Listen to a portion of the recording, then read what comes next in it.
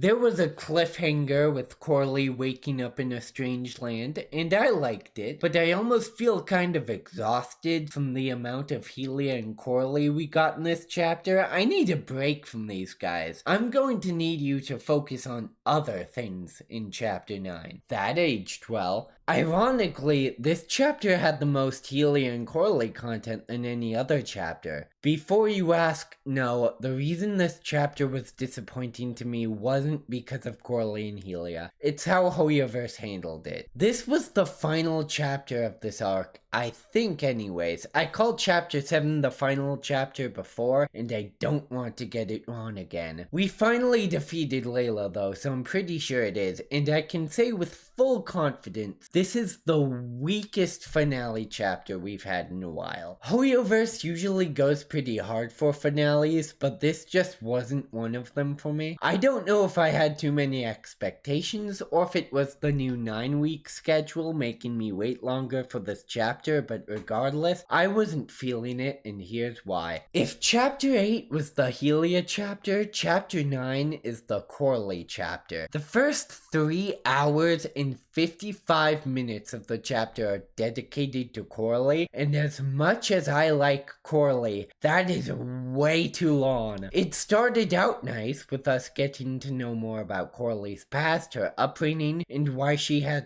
the ideals that she has now, and I think that's all great and makes sense. Then we get to the Dragon Ruins, where we quickly run into the same problem I have with the Helia and Hooded Helia section of chapter 8. There is a good story being told here, it's just way too long and drawn out. Most notably, the Trials of Permanence. Here's the story. Corley hates death with a passion, so as soon as she heard that you can pass 3 trials to gain immortality, she jumped at the opportunity. However, as she goes on with the trials, she discovers what immortality truly means, and eventually decides to go against it and concludes that making a legacy that will be passed down for generations is what true immortality is. To be fair, that's actually a really good message that can help a lot of people who have a fear of death, and I know that it would have been extremely helpful to me 3 to 4 years ago. So good on Honkai for that one. But you did not need 4 hours to explain this. The majority of the Trials of Permanence was word vomit that either didn't say much or repeated the same things, and I hated it. I would go as far to say this was worse than the Hooded Helia part, because that section was shorter but said more. Not a lot more, it still needed to be cut down quite a bit, but there were sections throughout it that I enjoyed it, and it was better than this. Some might say I'm over-exaggerating, but I am not lying when I said this is the first chapter I have felt so compelled to use the skip button. This is where I might lose people. I already kinda told you my concerns about Narlab in the 7EX review. She was a brand new character that came out of nowhere, and after seeing what she's about in this chapter, she isn't that interesting. I'll explain. Narlab is an immortal dragon that travels to different planets and made this place known as the Dragon Ruins. She takes everyone that dies, or is rejected by the gods, and preserves their consciousness down here to live forever. All of this, Narlab, the Dragon Ruins, and the entire concept of permanence, which I believe is an HSR thing, came out of absolutely nowhere to me, and in my opinion, is just a convoluted excuse to explain away the reason Corley is still alive and to give her character development. Which is fine on its own, though Narlab doesn't feel like her own character to me. She feels like a gateway for Corley's development. For example, you could say this for Hooded Helia as well, because she had a major impact on Helia's development, but I feel like she had more of a story with Project 401 and her past at St. Freya that shaped her mindset, told us why she is the way she is, and gave us stuff that made her a separate character. Whereas with Narlab, I feel like Hoyoverse just said, let's give Narlab this mindset, these emotions, and this goal that will directly conflict with Corley so that Corley can realize something and her development will be complete. She just felt a little hollow. And hey, if Narlab ends up becoming important in the future, if someone else dies, ends up here and Narlab saves the day, I'll shut up and stand corrected, but for now, she's not that great. When we finally get out of the dragon ruins, I did start liking the chapter a lot more. We defeated Layla, which was great. We had the best boss of part 2 yet. I loved going through the light and shadow dimensions, and the Helia Coralie split screen was so hype. Helia's new battle suit is insanely fun. I wasn't going to pull her, but now I'm debating it. Coralie's new battle suit and design is the sickest thing since Layla. The 7 shoes, I guess 5,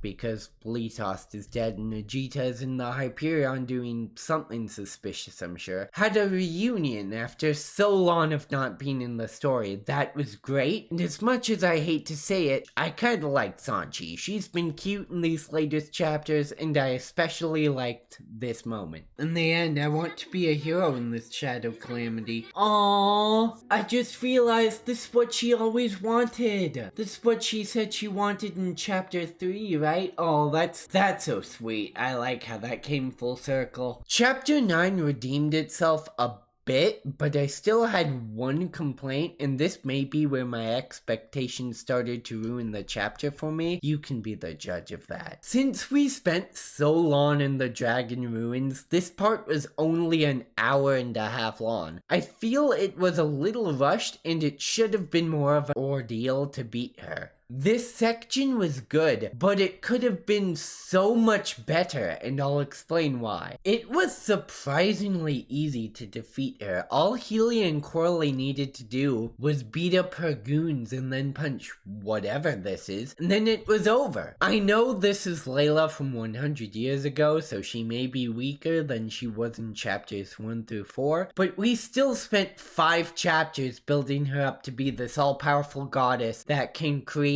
shadow calamities to terrorize Ruimu and Linkju. This feels a little too easy if you ask me. We didn't even fight her. This is more of a nitpick than a complaint because I did really like the boss fight, but why didn't we fight Layla? We always fight the big bad of the arc at the end. Why was this different? I was looking forward to a Layla boss battle. Her design is sick, and I wanted to see her attacks. But I guess it's fine. A bit of a letdown, but fine. In the last chapter, Dreamseeker started gaining some of Layla's powers, and I thought this was going to be expanded upon in this chapter. I wasn't asking her to go sicko mode and start murdering the shoes, but maybe she could have gained the power to make shadows, or the powers could warp her mind to make her think like Layla, second guess the shoes plan and start a conflict. Something like that. In actuality, it was never expanded upon, never even mentioned, and she did a total of 2 things, which was absorbing some of the shadows and comfort Layla a little after she was defeated by Helia and Coralie. The rest of the time she was just watching the chaos unfold. I get that Dreamseeker was not the main focus of the chapter, but she could have done something else considering this is the finale and she's the main character. Then we have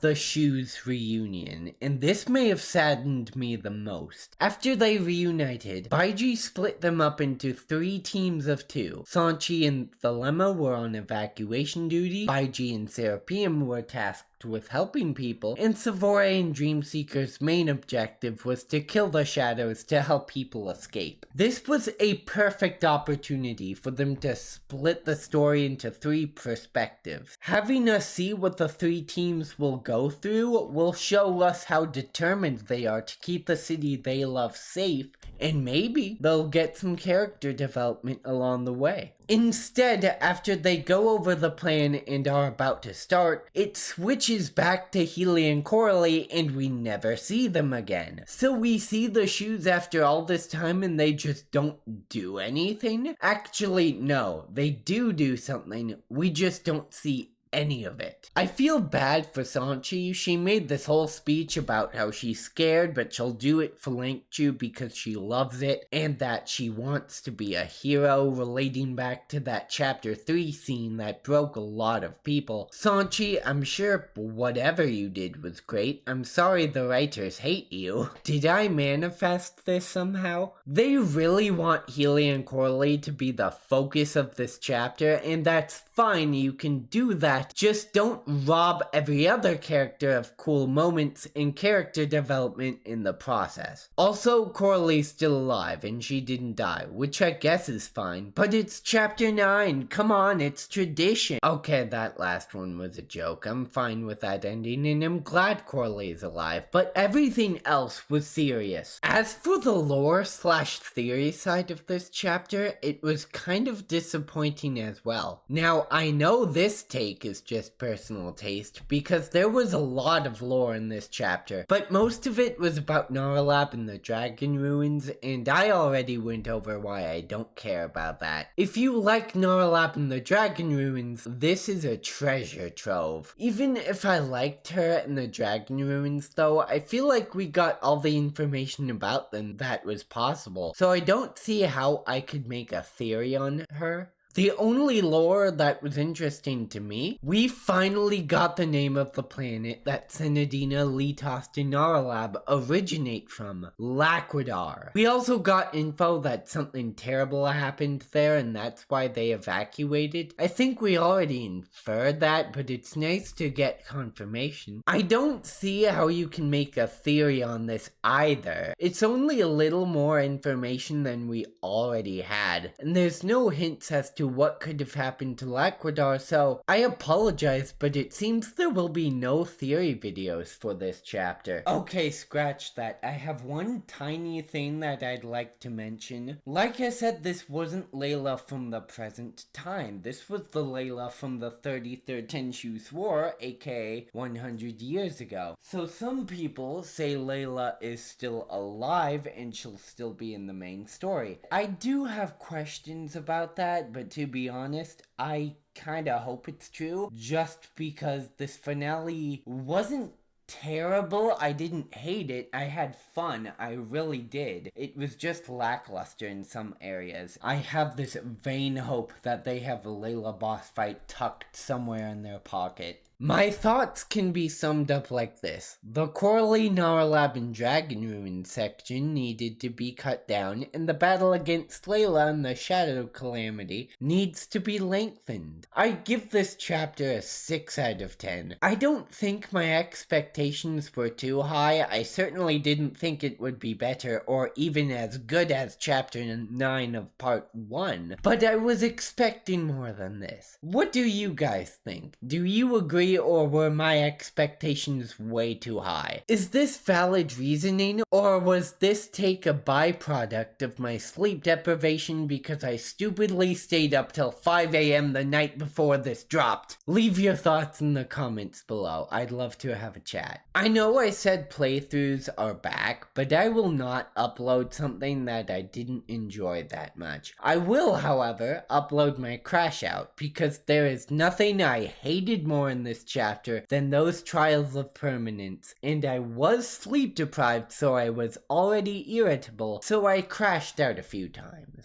Please subscribe for more reviews and theory videos like this one, and I will see you next time. Oh yeah, and Vita wasn't in this chapter. How dare you take Vita from me? You get a point off, 5 out of 10. Quick review of what I've played so far from this chapter. I'm not sure how I feel about these actually, I am sure how I feel about these trials. They're not good. They are, but they should be a lot shorter. Because right now, Coralie's just reminiscing about a past that never happened, and I don't really care. Why is this here? Okay, guys, we get it. Immortality is bad.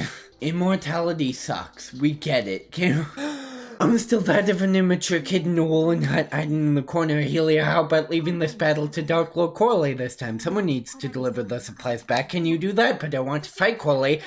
You said you believed that the hope in my heart wouldn't dim, that my will wouldn't sink. You believed we'd win this battle. Do you still believe in me? I certainly believe in you, Helia. I'm your only companion. Even if all this encouragement is just a temporary relief to your pain, I know that you just need a friend's reassurance to get through the endless years, so this is the only answer I can offer.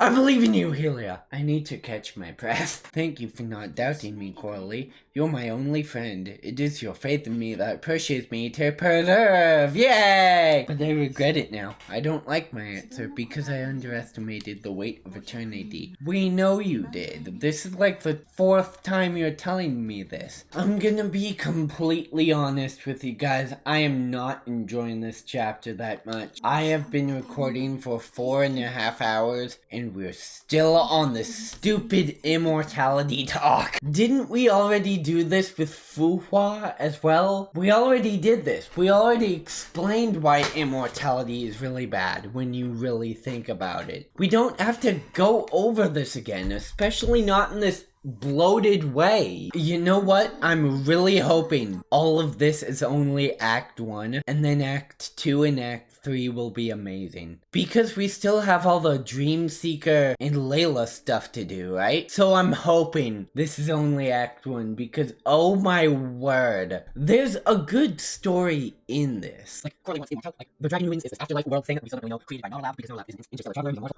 Great! That's an amazing story! That could have been an hour and a half to 2 hours. We are 4.5 hours into this recording session. I thought Oyoverse was past this amount of bloat. Jeez. That's because eternity is simply too long.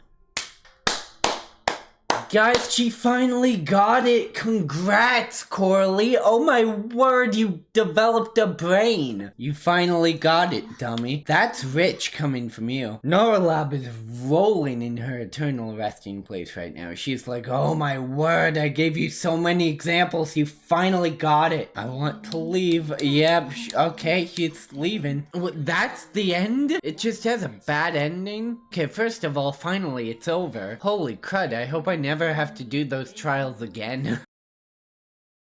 I played Chapter 8, right? But I got the returnee thing. Even the own game thinks that 9-week patches are too long of a wait. I get so many rewards even though I never left. Wait, maybe 9-week patches are awesome.